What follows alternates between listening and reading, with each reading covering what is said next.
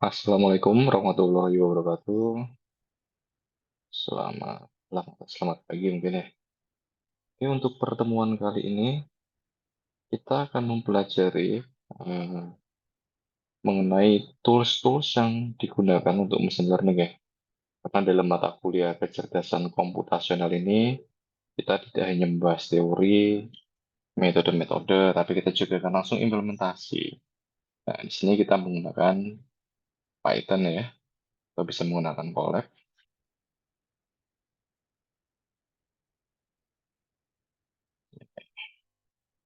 Nah, jadi yang pertama untuk capaian pembelajarannya, ini tools yang diperlukan itu sudah terinstall di PC atau laptop mahasiswa semua ya. Karena nanti depannya kita akan coding juga. Tools yang dipakai, di sini kita pakai Python, bahasa Python ya. Untuk environment-nya bisa menggunakan Google Colab ataupun menggunakan Jupyter Notebook. Kemudian beberapa library Python yang kita butuhkan ada NumPy, SciPy, Pandas, Matplotlib, Seaborn, dan Scikit-learn. Oke, instalasi Python. Nah, kalian kunjungi alamat ini ya, python.org/download. Nanti tergantung ya, Windows kalian. Jadi nanti yang baru sekarang ada Python versi 13, 3.13 atau 3.12 ya. Cara instalnya tidak berbeda seperti install aplikasi-aplikasi lain ya, tinggal klik dua kali di bagian installernya, terus ikuti langkahnya sampai selesai ya. Kemudian untuk pengecekan apakah Python ini sudah berhasil terpasang atau belum, buka command prompt, ketik Python atau Python 3. Ya, jika berhasil, maka akan ditampilkan Python yang terpasang itu versi berapa. Ini library-nya, yang seperti disebutkan di awalnya, ada NumPy, SciPy, dan lain-lain. Dan untuk menginstal, ini menggunakan uh, pip ya, pip atau enggak. Ini contohnya, pip install, nama library-nya. Misal kita mau menginstal NumPy ya, pip install NumPy, seperti itu. Ini semua harus diinstal. Oh ya, untuk bila menggunakan Jupyter Notebook, mungkin kita hanya cukup sekali install ya. Tapi bila kita menggunakan Google Colab itu ada batas waktunya. Jadi kemungkinan ya ketika kita membuat code baru lagi atau code yang lama tapi sudah lama tidak kita jalankan ya berarti kita harus install lagi. Oke, berikutnya Google Colab ya, ini yang akan saya pakai. Saya akan lebih sering pakai Google Colab ini. Nah, Google Colab ini alamatnya Colab Research Google ini ya, menggunakan browser. Oke, ada Jupyter Notebook. Tampilannya seperti ini.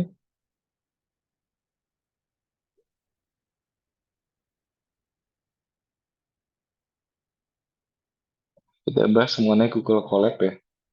Google Colab adalah tools yang dikeluarkan oleh Google Internal Research yang dibuat untuk membantu para peneliti dalam mengolah data untuk keperluan belajar maupun bereksperimen pada pengolahan data, khususnya bidang machine learning. Tools ini secara penggunaan mirip dengan Jupyter Notebook dan dibuat di atas environment Jupyter yang tidak memerlukan pengaturan atau setup terlebih dahulu sebelum digunakan dan berjalan sepenuhnya pada cloud dengan memanfaatkan media penyimpanan Google Drive. Tools Colab ini menyediakan layanan GPU gratis kepada penggunanya sebagai backend komputasi dan dapat digunakan selama 12 jam pada suatu waktu. Dengan Google Colab, ini dapat membangun aplikasi berbasis deep learning menggunakan pustaka populer ya, seperti Keras, TensorFlow, PyTorch, dan OpenCV. Cara kerja tools ini sama seperti Jupyter Notebook, hanya perbedaannya Colab berjalan di atas cloud milik Google dan menyimpan berkasnya ke dalam Google Drive. Perbedaan dasar lainnya adalah Jika pada Jupyter Notebook hanya dapat menjalankan syntax Python dan Markdown saja, maka di Google Colab ini dapat menjalankan command line langsung pada sel notebook dengan diawali tanda seru. Nah, setup Google Colab ya. Menggunakan Google Colab, ya ini kita harus menambahkan ekstensi baru dulu di Google Drive. Misalnya ini karena saya sudah pasang ya, jadi ya sudah ada di sini. Sudah ada Google Colab. Bila belum ada, kalian klik Connect More Apps. Kemudian dicari Colab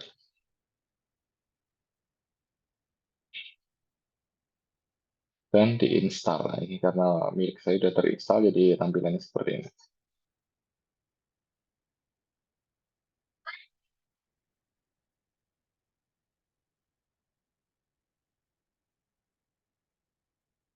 Kemudian membuat notebook di Google Colab. Ya, klik New, kemudian saya pilih Google Collaboratory. Yes.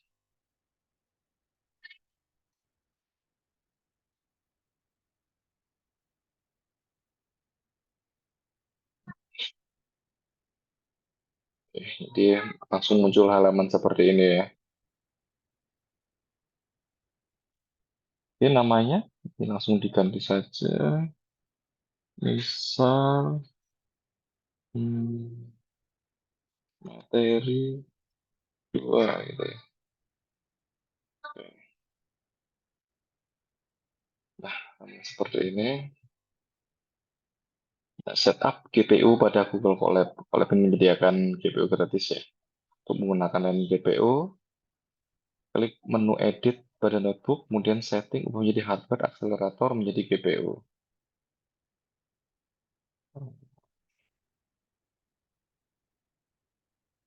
Setting,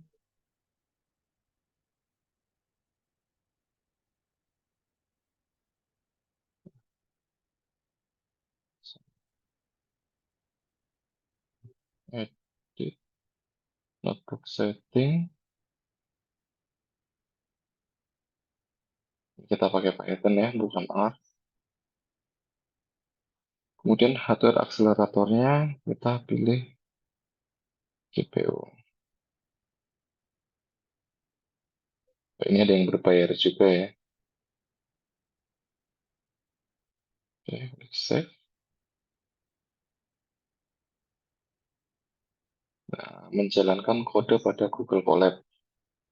Nah, misal X sama dengan 3. Kita jalankan. Ini tergantung dengan koneksi internet ya.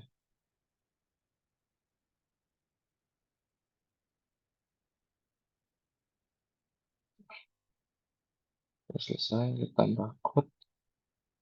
Misal,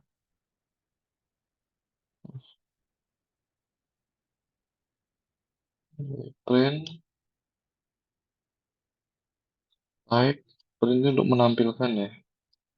X. Oke, sudah. Nah, jadi variabel X ini tipe datanya adalah integer. Dan kita coba lagi. Print X plus 1. X-nya 3 tadi ya di awal. X plus 1, 4.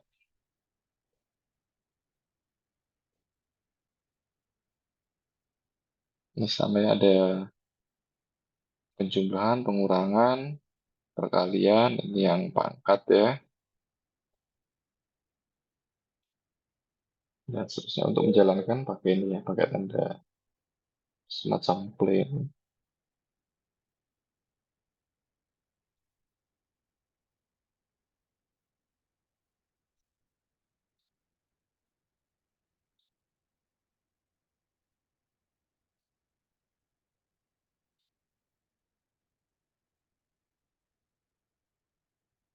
Kita coba copy aja.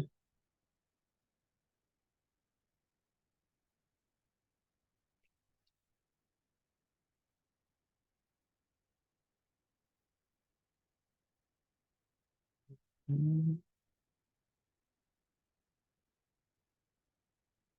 ya.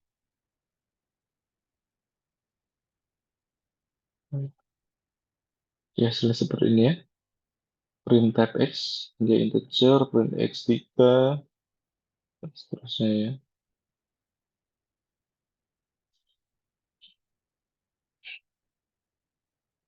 Library.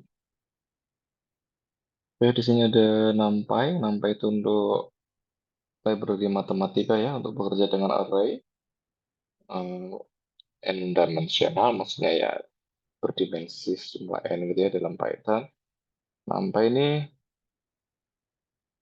untuk melakukan perhitungan secara efisien dan efektif.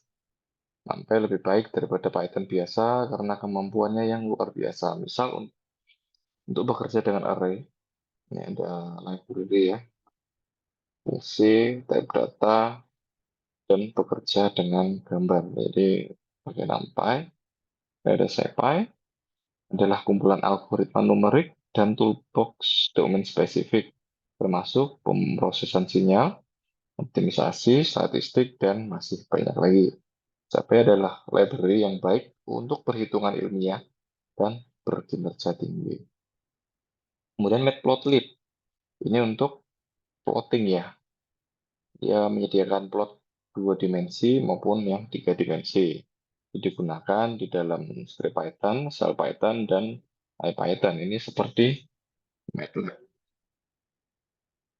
Nah, dengan Matplotlib, ini dapat menjadi lebih mudah membuat plot, histogram, power spectra, grafik batang, grafik error, scatter plot, dan lain-lain hanya dengan beberapa baris kode. Kemudian Pandas, ini merupakan pustaka atau library Python tingkat tinggi yang memberikan kinerja tinggi, yang mudah untuk penggunaan data terstruktur. Library Pandas ini memiliki banyak fungsi untuk mengimpor, memanipulasi, dan menganalisis data. Secara khusus, Pandas ini menawarkan struktur data dan operasi untuk memanipulasi tabel numerik dan deret waktu. Ada scikit-learn ya, ini library machine learning yang free, terdiri dari algoritma klasifikasi, regresi, dan clustering. Bisa bekerja dengan NumPy dan SciPy, dokumentasi yang baik, dan mudah diimplementasikan. Nah, tugasnya ini install ya tools yang diperlukan, dan menjalankan program Python untuk mencetak Hello World, screenshot hasil instalasi, dan tampilan kode program. Nah, jika menggunakan Colab, tampilkan juga nama akun Google sesuai dengan nama Anda pada hasil screenshot program. Oke, seperti ini ya. Ini kelihatan toh.